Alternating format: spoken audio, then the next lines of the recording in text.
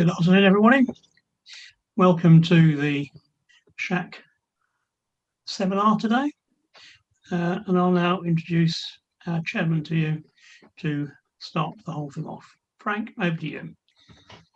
Okay, thank you, Rob. Welcome everyone to the first Shack seminar, online seminar of 2021, which I suspect I know will certainly not be the last one this year. I mean, I think we're going to have to sort of run them until well into the autumn, judging by what the Prime Minister was saying earlier. Just a couple of housekeeping comments to begin with. As a sort of innovation, this particular seminar is being streamed live onto YouTube, and I think we've got some people who are accessing it just via YouTube. That means it is being recorded, and we will put it up on the Shack channel on YouTube in due course. Following the seminar, we'll have about half an hour or so of discussion, and if you could type your comments into the chat facility on Zoom and whatever the facility on YouTube is called, I can't remember the precise moment, please do so, and that will be picked up by Becky and Caroline, who will let me have the questions, and then we can go through them and I'll moderate them after the talk. So it gives me great pleasure to introduce Dr. Hedesan, who is a postdoctoral associate at University of Oxford, where she was previously a research fellow. Her first book was on Helmont, entitled Alchemical Quest for Universal Knowledge. And she's currently working on her second book, The Pursuit of Universal Medicine in Early Modern Alchemy. Note the words universal alchemy occur in both titles. And this talk on Antony will form a chapter, or is based on a chapter in that book. So without more ado, over to you, Joe. Okay, well, thank you all for coming to this talk. I hope you can see my slide, right? It's visible now? Yes, I think so. Yeah. Okay, so I shall begin. My talk is about a person, an Englishman called Francis Anthony. And in 1610, he published a Latin book called Medicina Chimice et Veri Potabili Assertio, Statement on Alchemical and True Potable Gold, which appeared in Cambridge. In its preface, the author described his intense labors in procuring a wondrous gold medicine. In the process, he complained that, quote, "Even though I had sown wheat, my enemies had sprinkled weed in my fields." This farming metaphor had a Christian source. Christ had compared the sowers of good seeds with the children of God, and the sowers of weed with the devil's ilk. Yet things were a bit more complicated in Anthony's case, for the devil's children were none others than the members of the most respected medical institution of England, the Royal College of Physicians. Worried about proliferation of empirics in London, they had set on a relentless persecution of Francis Anthony beginning in 1600. In their eyes, Anthony fit the perfect image of the quack. At this time, Anthony was not a licensed physician, and he was pandering a medicine he called aurum potabile, or potable gold, which promised to be an universal medicine for all diseases. Now, the Conservative College looked upon such claims with dismay. During this period, it still recognized the ancient Greek physician Galen as the guiding light of medicine. Not only had Galen nothing to say about gold as a remedy, but he had an ambivalent attitude to the idea of a panacea. The college decided to make an example out of Anthony and put him in prison 3 times in the period 1600 to 1602.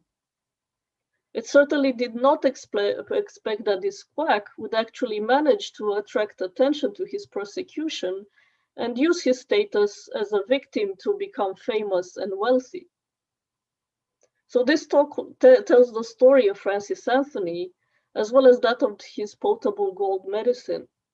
It further hopes to contextualize Anthony's potable gold in the history of gold as a remedy as a whole.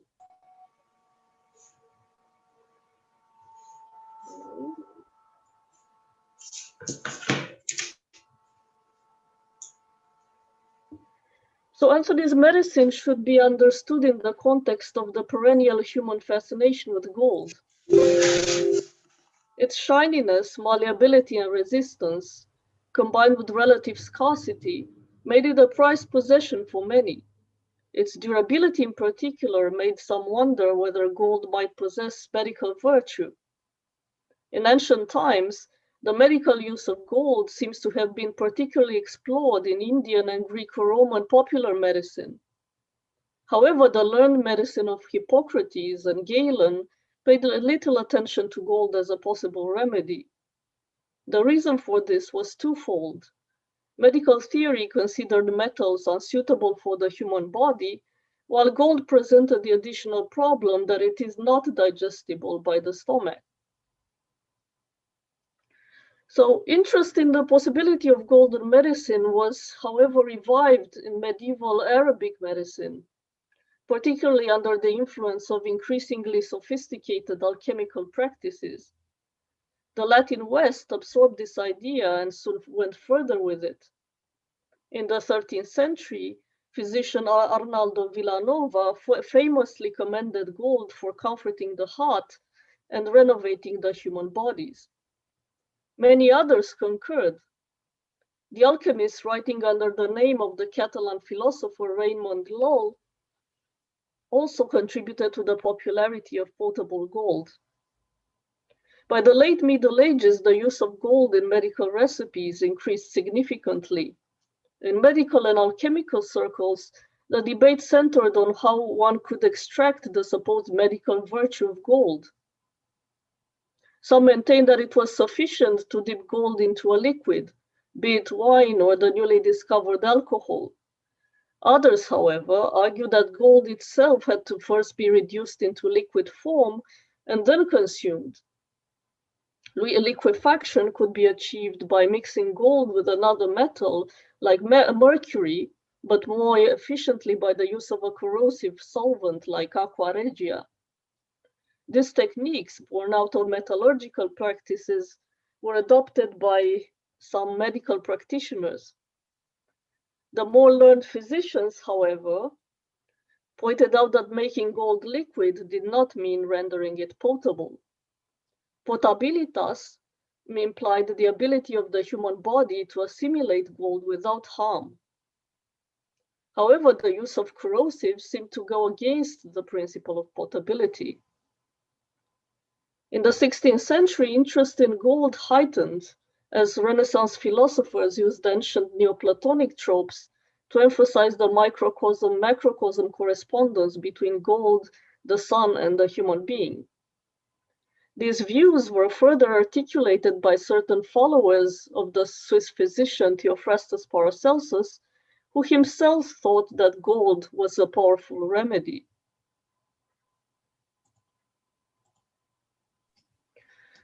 Chief amongst these was the German physician Oswald Kroll, who included a famous apology of golden medicine in his posthumous Basilica Chimica, or the Alchemical Church, of 1609. Kroll argued that human beings could be rendered healthy by a solution of gold. His views would be advanced in a practical and controversial fashion by Francis Anthony. Now, posterity has been harsh on Anthony. C.J.S. Thomson included him amongst the quacks in his popular work of 1928, Quacks of Old London. The important Paracelsian scholar Alan Debus also classed him to be an empiric and even advanced the idea that he was a charlatan. Yet Anthony does not fit the typical image of the unlearned charlatano. Son of a well-to-do goldsmith who became chief engraver of the Royal Mint in the 1550s, Francis Anthony acquired a MA from Cambridge in 1596. His conflict with the College of Physicians led him to obtain a medical degree from the same university in 1608. Nevertheless, this did not stop the college from continuing to persecute him. In 1609, an appointed judge, Sir Thomas Knivet, made an official trial of Anthony's medicine, but the result was unclear, with both sides claiming victory. Anthony's statement was no attempt at reconciliation. Although the college is never mentioned, he clearly attacks it in the preface. Moreover, the work itself is provocative, as Anthony openly allied himself with the controversial Paracelsian faction. Just a few years earlier, Paracelsianism had become a subject of intense debate in Europe, particularly at the University of Paris, as well as in the writings of Andreas Libavius. Anthony sought to position himself as a champion of the new Paracelsian teachings. In doing so, he tried to achieve several goals: to gain supporters, to seek further patronage and clientele, and to remove the label of quakery that the College of Physicians was trying to imprint on him.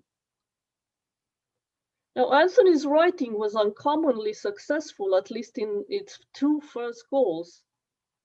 After the trial of the medicine and the publication of the statement, he managed to secure even greater patrons, and chiefly this man, Thomas Bilson, Lord Bishop of Winchester, the printer of the King James Bible. Anthony did not, however, rely on Bilson alone.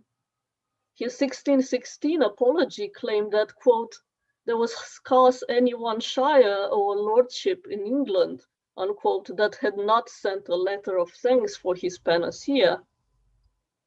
This suggests that Anthony was a skillful medical entrepreneur who established a remarkable commercial network to purvey his medicine. Anthony was certainly not one to be confined to the island of England alone. He also sought out clients and support in continental Europe. In particular, he established a relationship with the circle of Landgrave Moritz of Hesse-Kassel. Moritz's interest in alchemy has been, of course, thoroughly documented by Bruce Moran. The prince was certainly both a practitioner of alchemy as well as an important patron of it. Anthony wrote a formal letter to Moritz in January 1612. Now, Anthony's contact with Moritz was facilitated by a physician called Jacob Mosanus, or James Mose, who was the personal physician of Moritz and may have known Anthony from an earlier time. Mosanus purchased several doses of Anthony's medicine and reported that they were very successful in their action, except in the case of hypochondriac melancholy. Moritz himself is known to have prescribed Anthony's gold to his own physician, Hermann Wolf. The fame of Anthony's medicine in the circle became so great that Johannes Hartmann, celebrated today as the first university professor of chemistry, attracted students with the promise of teaching the secret of the, quote, aurum potabilis angelicanum.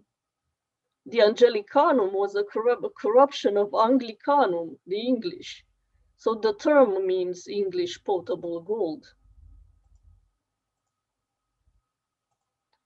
Now, another member of the larger Moritz circle that played an important role to Anthony was Count Michael Meyer, much better known than Anthony today due to his extensive writings on alchemy, particularly his masterpiece, Atalanta Fugiens of 1617.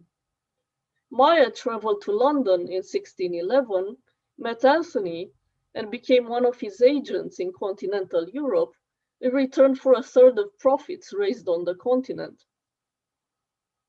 Meyer was also so important to Anthony's pursuit of something that mattered to the English physician just as much as financial success: legitimacy. Right after Anthony's publication of the statement, the College of Physicians commissioned its registrar, Matthew Gwynne, to write a refutation.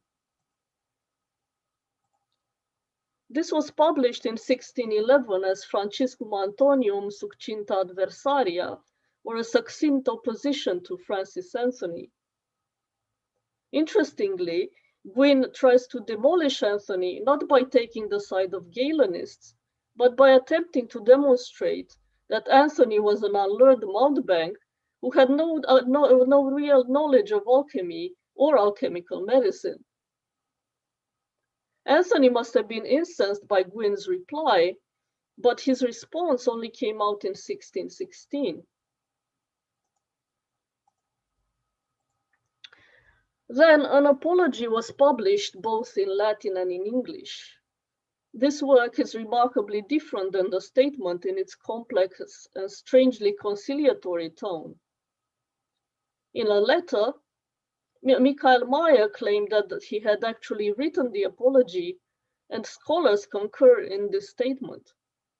Meyer was probably commissioned by the increasingly wealthy Anthony to write the work, as the English physician banked on the German's deeper humanist and philosophical knowledge to safeguard his reputation. Whether Meyer's apology had the intended impact is difficult to establish. Meyer returned to Germany the same year, but probably continued his relationship with Anthony.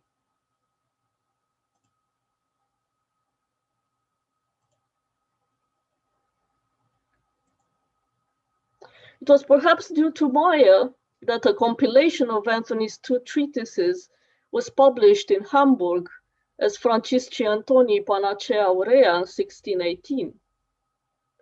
This work betrays the high esteem in which Anthony was still kept in the circle of Moritz at this time.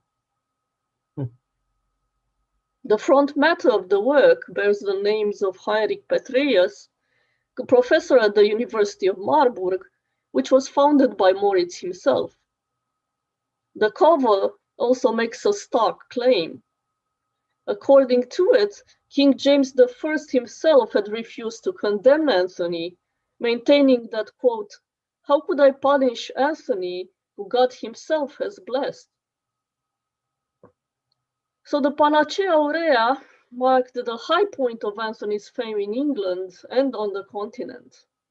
The interest perhaps continued, but 1618 was, of course, the year that Germany became engulfed in the 30 Years' War. Meyer himself seems to have been cut off from Anthony in the early 1620s, whether because of a fallout or the disruption of the war. It is not clear. In 1622, just prior to his death, Meyer complained that the English Potable Gold was not doing so well in Germany, in a sign that its popularity was waning. In 1623, Anthony died. His son, John Anthony, continued to sell the potable gold, but his success in doing so is not clear. Yet in the 1650s, there was still popularity in England in the composition of the aurum potabile, and there was a remarkable upsurge of popularity in the 1670s and 1680s. It was, however, a short-lived rebirth for Anthony's medicine, which was then forgotten in the 18th century. Now, the success of Anthony's potable gold was directly linked with his ability to maintain secrecy over its composition. This was accompanied by some extraordinary claims in regards to his medicine. However, the combination of secrecy and exceptional claims was also the reason why it was easy to dismiss Anthony as a quack. I will now focus on Anthony's chief claims and clues in regards to his medicine. First, his medicine began with gold as the baseline ingredient. This may seem self-evident, but in fact, many recipes actually use the name gold as a kind of degname or a code name for something else. For instance, Paracelsus's mercury of gold was really made of quicksilver, as was van Helmont's horizontal gold. Anthony's use of actual gold was undoubtedly linked with his goldsmithing background. It is tempting to think that he may have inherited the recipe or something similar to it from his craft. However, as I pointed out, the application of metallurgical techniques to medicine was not straightforward. In fact, the chief claim that Anthony laid to his medicine was that he did not use traditional metallurgy on his gold. He concurred with those who claimed that the liquefaction of gold was not the same thing as rendering it potable.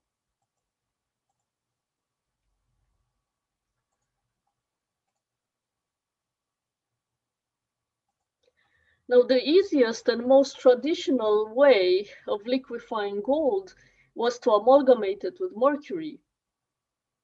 Interestingly, the earliest accusation made by the College of Physicians was that Anthony sold an unlicensed diaphoretic medicine made of gold and mercury. It is not clear that this was the same as the potable gold, but Anthony strongly denied that he used mercury in the composition of his medicine. An increasingly popular and much more radical method of liquefying gold in the period was, of course, by aqua regia, which we would describe today as nitrohydrochloric acid. In his Alchemical Church, Kroll described the use of aqua regia as a way of turning gold into a calx. Yet Anthony rejected the use of corrosives as being contrary to human health. Instead, he maintained that he had the key to a special kind of solvent. He refers to it by a degname that would have been very familiar to alchemists, Mercurius philosophorum, the mercury of the philosophers. This is not an ordinary solvent because Anthony claims that it actually calcines gold to such an extent that it can no longer be returned to a metallic form. The origins of Anthony's Mercurius philosophorum lay in pseudolalian alchemy, as Anthony himself pointed out. The fame of Raymond Lull had reached a height at the turn of the 17th century, as his books were being published. No one in the period knew that the alchemical corpus attributed to Lull was apocryphal, so many alchemists turned to his name to legitimize the pursuit of the art.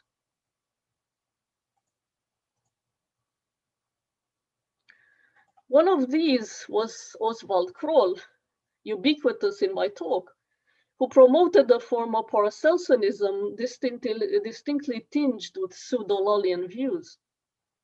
In his defense of potable gold, Anthony directly appealed to Kroll's newly published Alchemical Church, which he quotes from at length. In his description of potable gold, Kroll discussed a radical solvent he called aqua sapientiae philosophorum, which is also the universal mercurial menstruum of the philosophers. This menstruum solves metals, minerals, and stones. Anthony extended this menstruum's action to describe a universal solvent that is capable of reducing everything from minerals to plants and gold by a friendly and mild action.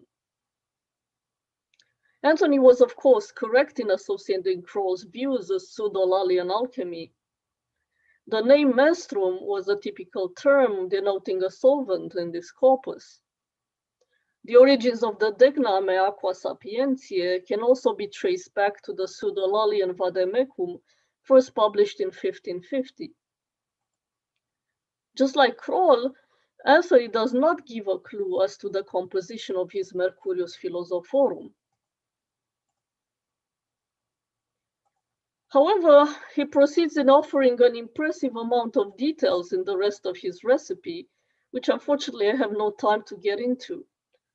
Once gold is solved with the Mercurius, the liquid must then be put into a glass vessel with something he calls aqua celica raimundina, Raymond Lull's heavenly water, causing ebullition and then ascension to the top of the retort. What was this heavenly water of Raymond? Anthony explains it as if it was a known thing. On the other hand, Anthony's critic Gwyn complained that it was an obscure term that he had never encountered before. He interpreted aqua chelica as being an incorrect form of aqua celestina or aqua celestis. Indeed, aqua celestina is a pseudo-Lullian term mentioned in Testamentum Novissimum, published in 1572. In this text, aqua celestina refers to the quintessence, and it is probably likely that this is what Anthony had in mind as well. In fact, it is tempting to interpret aqua chelica as the spirit of wine, as many in the period actually did. Yet just as many seem to think that Anthony actually meant spirit of urine or ammonia. Interestingly, in the later work Apologia, Anthony claims that the only composition he has hidden is that of the menstruum. We can presume that by this menstruum he meant the Mercurius Philosophorum, not the aqua chelica. Yet there were interpreters who thought that the aqua chelica, Mercurius Philosophorum, and universal menstruum were actually one and the same thing. Now, there were many interpretations to Anthony's potable gold, out of which, in the interest of time, I will mention three. Perhaps the simplest, yet most famous, is that of Johannes Hartmann, whom I mentioned as teaching a recipe of the aurum potabilis angelicanum in 1615.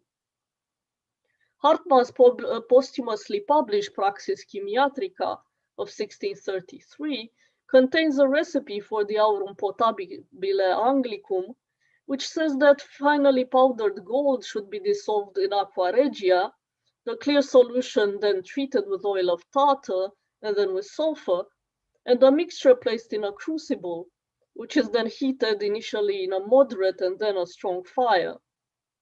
The calx is then placed in a vessel with spirit of urine and left to digest in dung for 40 days. It is hard to imagine this is what Anthony had in mind if his claim that he did not use corrosives is to be taken seriously. It is more likely that Hartmann assimilated a different potable gold recipe to that of Anthony out of interest to promote his cause. Indeed, I found that another member of the circle of Moritz, Peter Hermes, had a recipe of schlag gold, beaten gold, which sounds very much like that of Hartmann. Still, Hartmann's fame led to several later alchemists integrating his recipe of aurum potabile anglicum in their pharmacopoeias as a standard interpretation of Anthony. Another loose associate of the Moritz alchemical circle, Johann Daniel Milius, took Anthony more seriously and rejected the use of aqua regia in the preparation of the aurum potabile. Instead, he proposes first the amalgamation of gold with mercury, and then its calcination with sulfur, salt, and tartar salt. In contrast with these later rather simple recipes, one can find a long recipe published in 1684 by William Cooper as part of his Collectanea Chimica. This lengthy recipe runs for 8 pages and may be worth examining further, as it was thought to originate from the late papers of the Bishop of Winchester, the sponsor of Anthony. According to this text, gold must be heated with white salt and calcined until it becomes red. After several further steps, the calx of gold must be treated with a menstruum, which is made of tin and red wine vinegar. Now, in 1623, Anthony died, leaving his family wealthy and respected.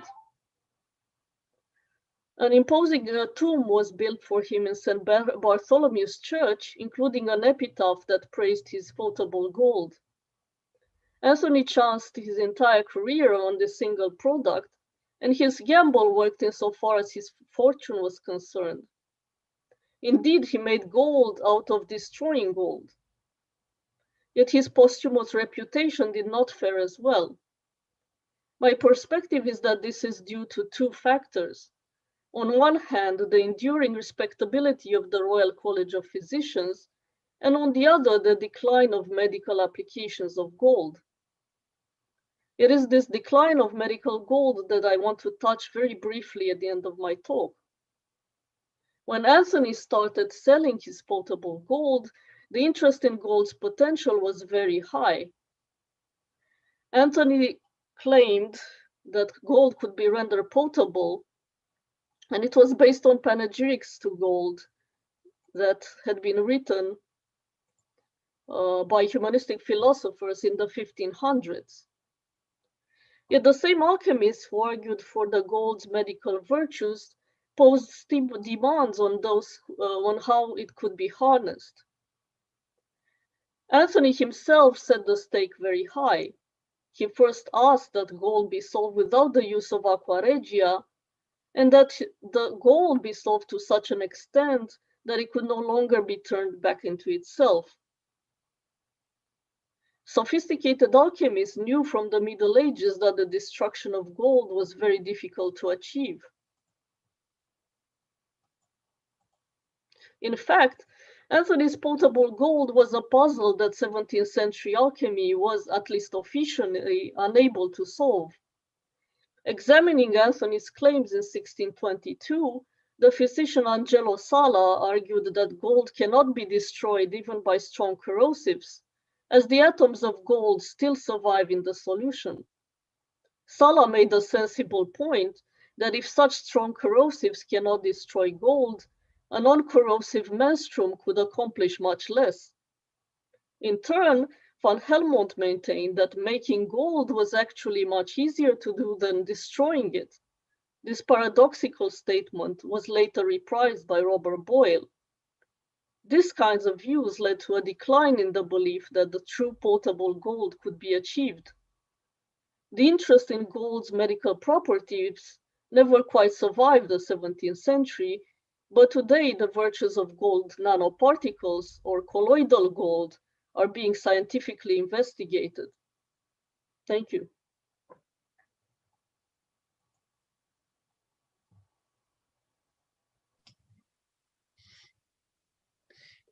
Thank you, Joe.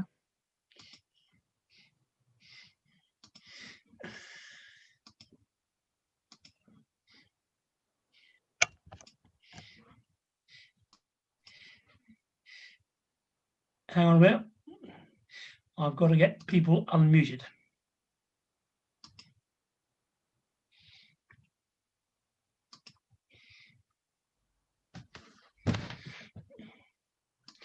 And I have forgotten how to do it. I do apologise for this. Okay, Frank, you can unmute yourself now. Okay. I'm sorry about that, ladies and gentlemen. Okay, don't worry. Thank you, Joe. That was super. Can I just sort of exercise my usual chair's prerogative and ask the first question, and that's about the sort of social position of Anthony, because he does seem to be extremely well connected. So going to Cambridge, Winchester, having patrons on the European continent. How did he manage to fall so seriously foul of the College of Physicians? I mean, is this a sort of a social issue, or is there some sort of cognitive content to that falling out? Well, I mean, I think it all began with the College of Physicians trying to crack down basically on medical practitioners that were not licensed. Henry VIII, when he founded the College of Physicians, gave it the right to basically to give licenses to whoever practiced in London. And in order to have that, you basically had to have a medical degree in an English university. So basically Oxford and Cambridge. But that wasn't enough. You had to pass an exam at the College of Physicians, basically proving that you knew Galen, and you knew traditional medical theory. What happens, of course, is that there were very few that were being licensed around the 1600. It was very difficult to pass this exam. And Francis Anthony, coming from a goldsmithing background and not being a physician at this time, he was a great person to attack, and he was quite prominent at the court. I mean, as far as I can tell, he had a popular clientele among the upper class, so he was quite evident. Being potable gold, it wasn't cheap, so not everyone could afford it. So I think it started from this basic problem, and of course, then there was this whole issue of whether gold was actually potable and whether Anthony was capable of solving it by the claims that he made. And of course, the College of Physicians thought that he was not really learned, and he, even after he got a medical degree, he wasn't actually knowledgeable in what he was doing. There were suspicions that he basically bought his degree somehow, and that he didn't really know Latin, or he didn't know Raymond Lull, or even Paracelsus. I mean, Gwynne says that you don't even know Paracelsus, and you claim that you are a Paracelsian. So there were, I think, both of them, but I think the social factor was probably the main one. Pretty vicious from what you're saying. Okay, Jenny Rampling has a question which she should like to ask in person, at least virtually. So, are you unmuted, Jenny? You can unmute yourself, Jenny. You should be able to unmute yourself.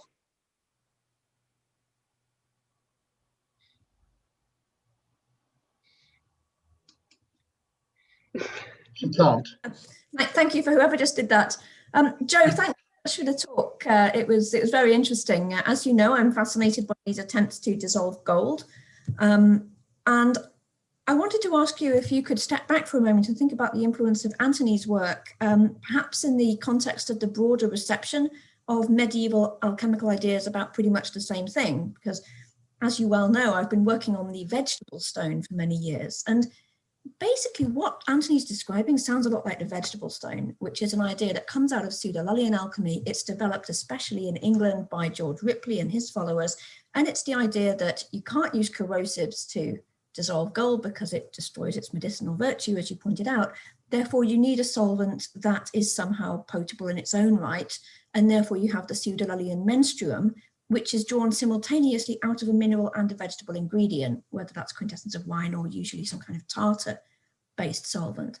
So when you were describing both Antony's original process and the reception of it, it sounded a lot to me like similar and parallel attempts to pass Ripley's vegetable stone too, which raises the question. We know Ripley's vegetable stone was huge throughout this period. So is the whole Antony debate sort of in sync with that? Are people thinking about Antony's gold because it's already been popularized in this late medieval tradition?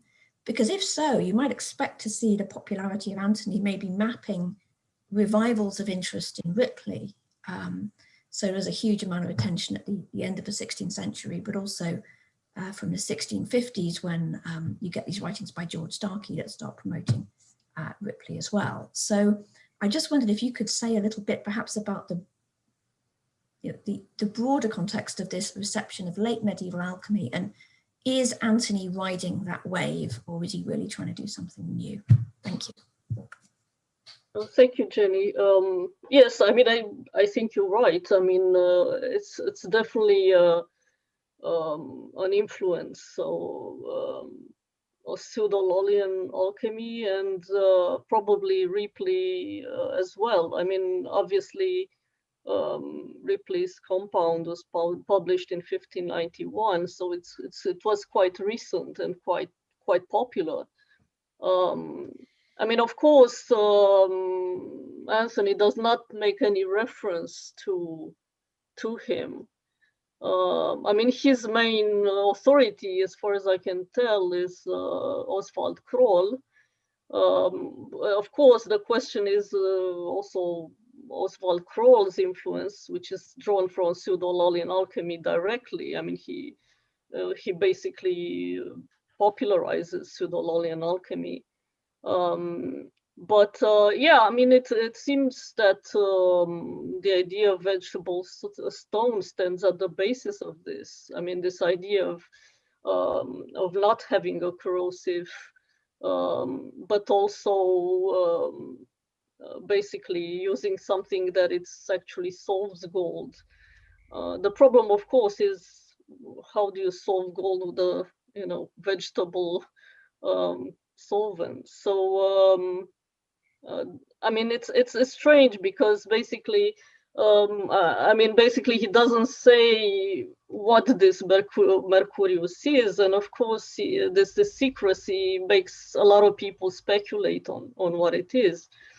But I find it also interesting that when William Cooper publishes this recipe, I mean, it sounds very much like a variant or something of George Ripley's vegetable stone. So I don't know. I'm not sure why they're using tin instead of lead. Or I mean, maybe you can tell me this, but yeah, I mean, basically tin with red wine vinegar sounds very much like a Ripley kind of influence. And of course, when you look at the continental reception, it's quite different. So there is definitely some kind of difference in the way let's say the English transmission works and the European transmission, the German transmission works. I mean, the interpretations in Germany seem much more oriented towards using basically well, actually corrosives rather than something like a Sericonian menstruum.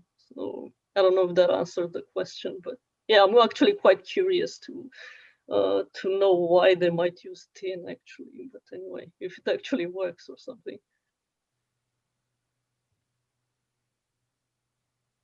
Okay, we seem to have a sort of slight lack of questions at the moment. Is anybody? Sarah Lang. Sarah, will you have to come in? Hello, can you hear me? Yes, yep.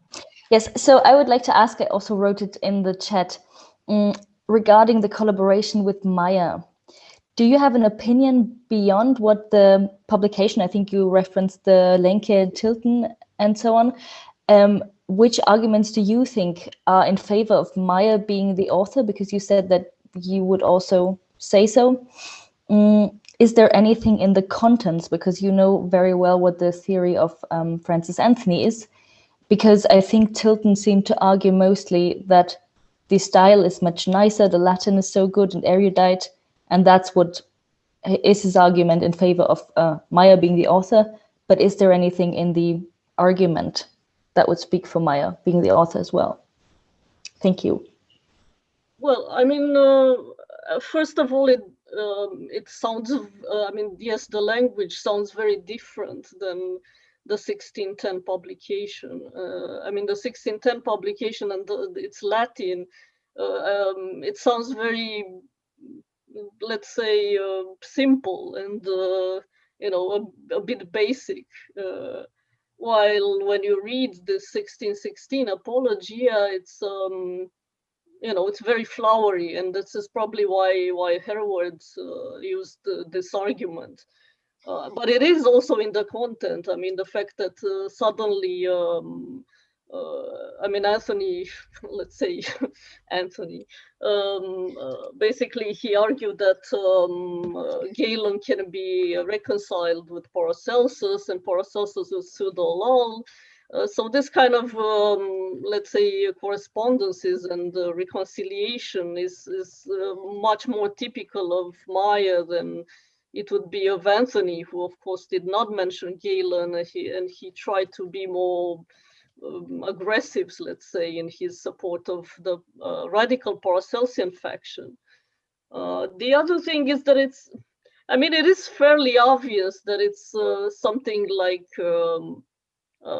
Maya, because if you look on the introductions and the poems that start the front matter, they are actually, some of them are dedicated to Maya, which makes no sense. I mean, if Anthony is the author, why would someone dedicate the poems to Maya? I mean, it seems fairly obvious that it is written by Maya, but it's, and then again, the English version is very simplified compared to the Latin. So it's like a roughly and quickly translated version of the Latin. And there are actually other reasons which I found out, which was related to Anthony's life and the fact that he was involved in this huge affair, the James Court. And basically he had no time really to concentrate on writing this flowery text. So yeah, I would say it's there are convincing arguments that it is Maya that wrote this. Okay, Hasek, would you like to tune in, demute? That's the right word.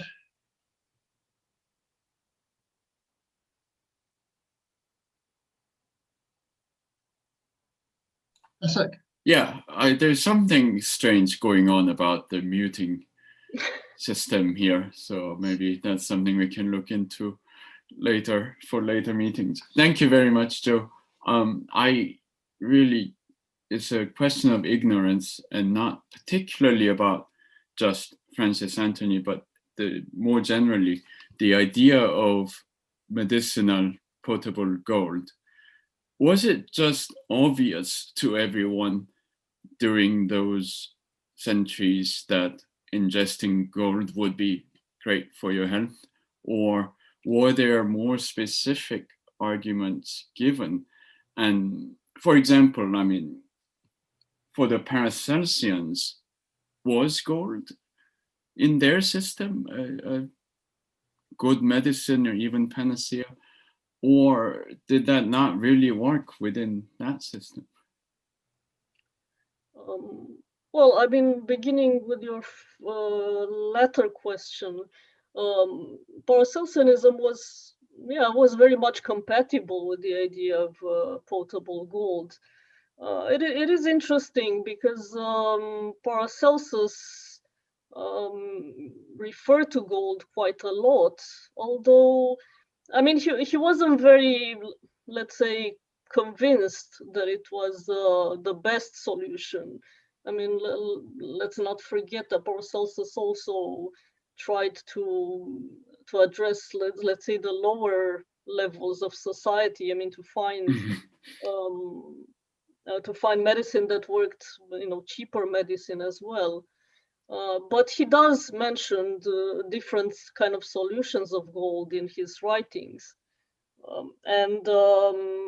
And of course, there is this kind of blending in of Paracelsus with other sources, with medieval alchemical sources, which makes Paracelsianism quite an eclectic system. So we can't say, Paracelsianism was just this or that. I mean, it was such a fluid system in very many ways. And I mean, it's an interesting thing to note that Tycho Brahe, for instance, was very much, he was dedicated to Paracelsianism, and he was also a very big consumer of potable gold, because they did this examination of his body recently, and they found huge amounts of gold in his system that survived. So and he wasn't the only one. I mean, a lot of the upper classes consumed this, and I think I mean, the vogue of potable gold was certainly already in the Middle Ages, and certainly amongst the upper classes. And well, I mean, I kind of imagine that it started with with basically, let's say, eating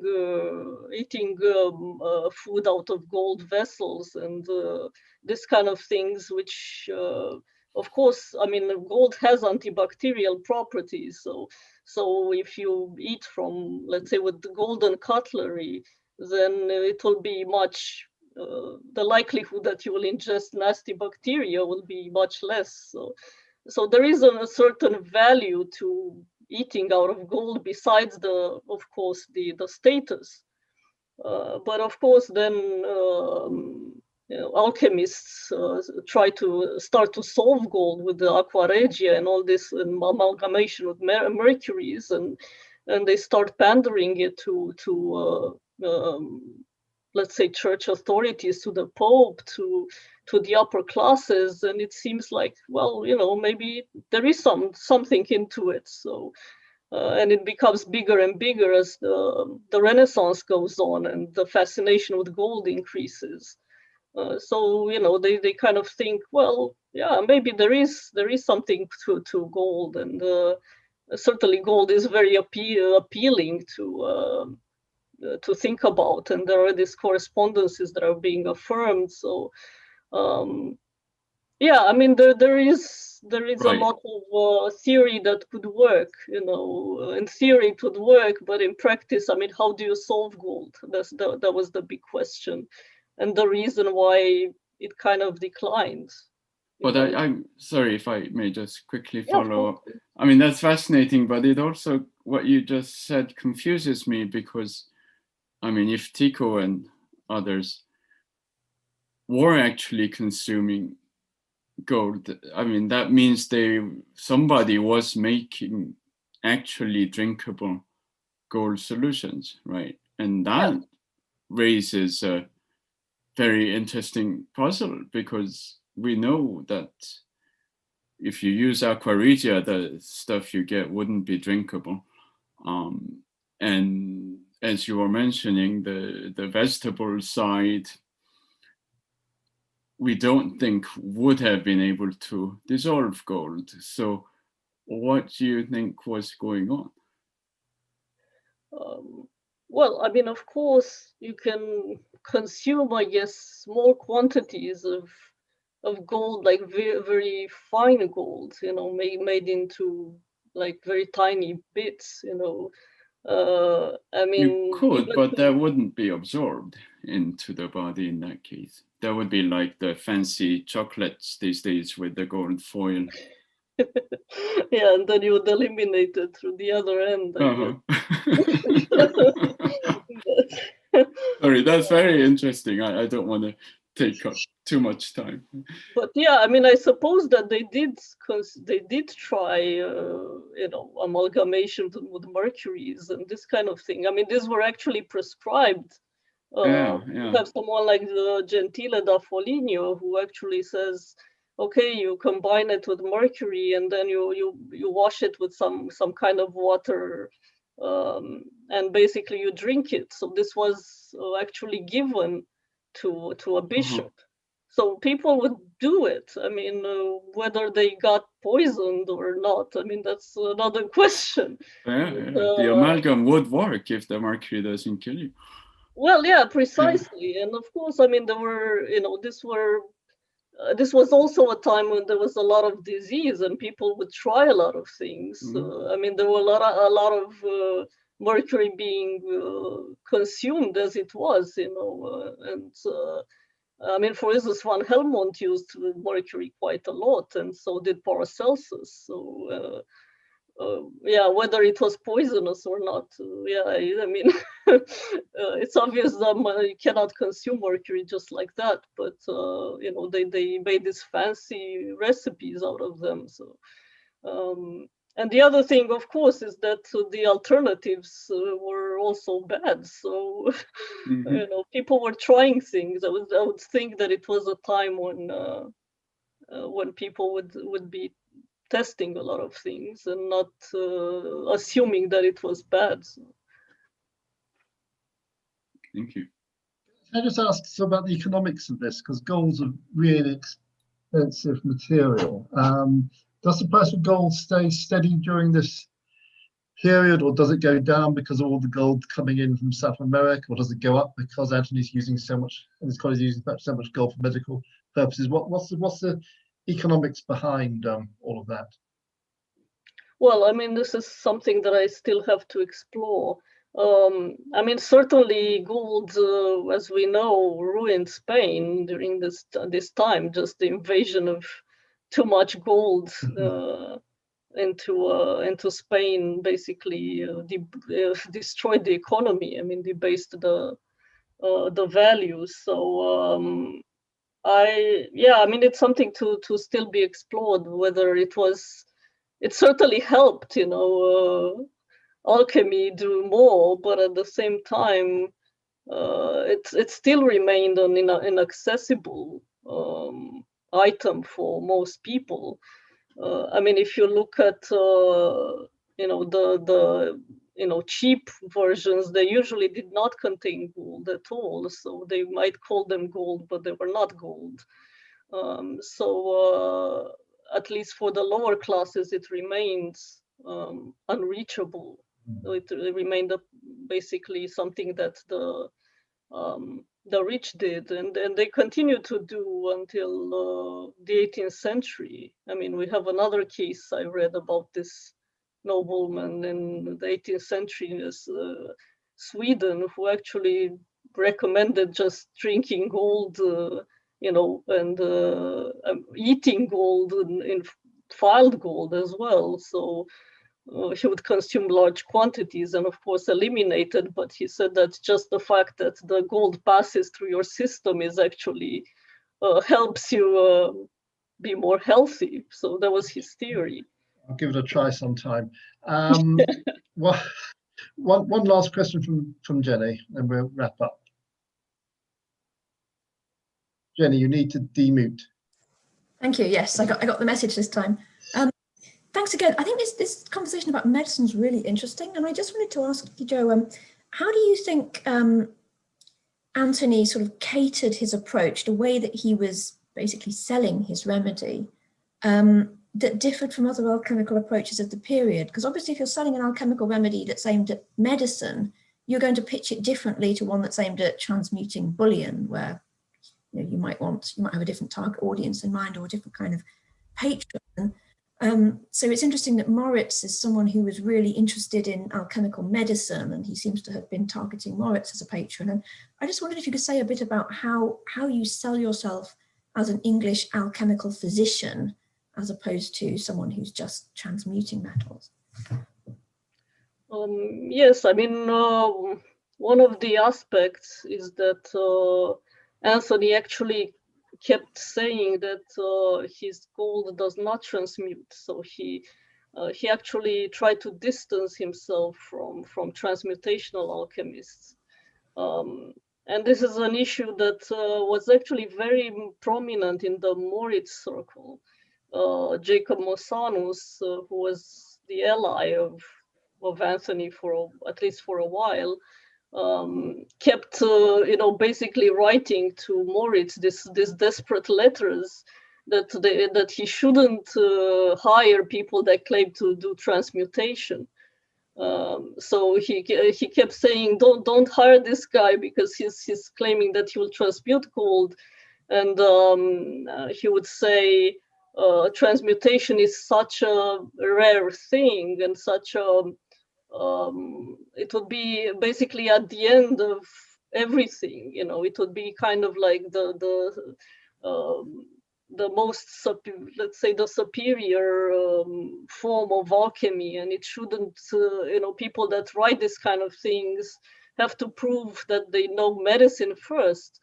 And this was very much a kind of a Paracelsian trope, that they should, I mean, the medicine was more important than the transmutation, at least for a lot of these kind of Paracelsian alchemists.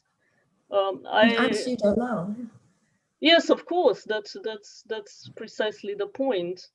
And of course, I mean, there are some that say, oh, but it does the same thing, the universal medicine also does the transmutation, but usually they yes, I mean, people like Anthony and others and von Helmont and all these people, they would say that their universal medicine is very different than the transmutational agent.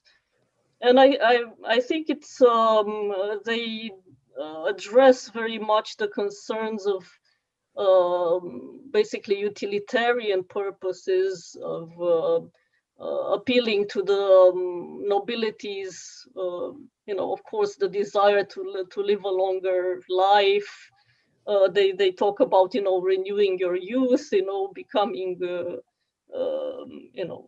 looking better. So there are all these concerns that, of course, people have. I mean, when you, noblemen, of course, would be interested in living longer and looking better and, radiant, and also sharing with their masses, I mean, their subjects.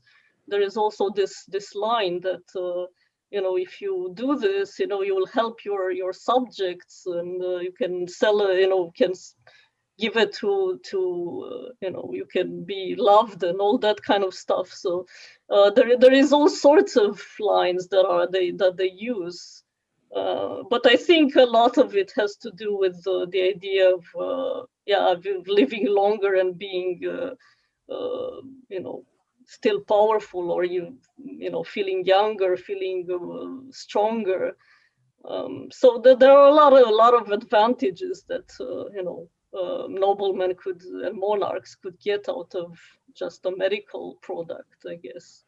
And of course, there is also the problem of the plague, which was also an important aspect, and the fact that, of course, these people claim that they can cure all that, and they can cure basically everything. Okay, well, on that note, which seems to be a really apposite note in the sort of current crisis, can gold cure COVID or not? Leave that to the audience's Anthony would say discussion. so. Yeah. So Who just needs vaccines when you have the potable gold, right? yeah, absolutely. Don't tell Mr. Trump. Thank you, Rob. So just to flag up the next couple of seminars in this series, next month on the 18th of February, Megan Piorco from the Science History Institute will be talking about alchemical texts in America in the 18th century, I think. And then the following month, on the 23rd of March, Simon Werrett will be talking. I've yet to get a title from Simon, so I can't say what he's going to be talking about. So it just remains me to thank everybody, what I could call the production team of this, sort of Rob Johnson, Becky Martin, and Caroline Cobble, without whom my life as chair would be more or less impossible. And above all, obviously, Joe Hedesan for giving us a really interesting, thought-provoking, and a really good discussion. So thank you, Joe. I'm not quite sure how we clap in a Zoom like this, but many thanks, and everybody have a good remainder of the evening. Thank you.